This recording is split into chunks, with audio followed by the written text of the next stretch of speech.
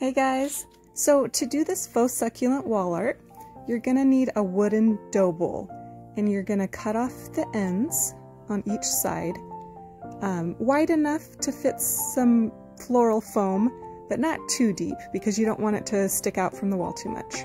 After you cut, go ahead and lightly sand all the edges, and then make sure you take a damp paper towel and get all the dust free and clean. Then you want to go ahead and measure a small cutting board, and there's links provided in the description if you want the dough bowl and the cutting board that I used from Amazon. And go ahead and mark each side so you don't have crooked bowl shelves.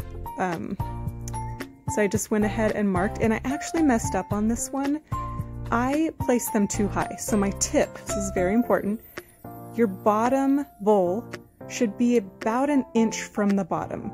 And then that way you'll have plenty of room above the top bowl so that you can still see the cutting board a little bit above the succulent plants.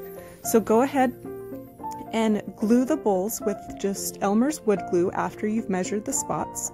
And I just used a Q-tip to clean up any glue that's squished out. You could probably use your fingernail or a damp paper towel, whatever works best. And I just actually only needed a thin layer of glue. I probably used a little too much.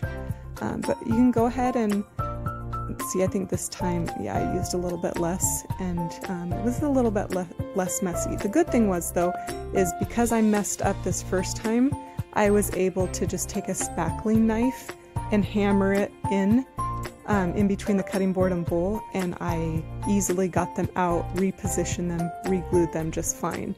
And the wood glue, it dries pretty quick too. So after your glue is all dry, you're ready to go. And I just cut out some floral foam using a steak knife actually, and then a glue gun to glue in the foam. I poked holes, glued in my succulents, and I was good to go.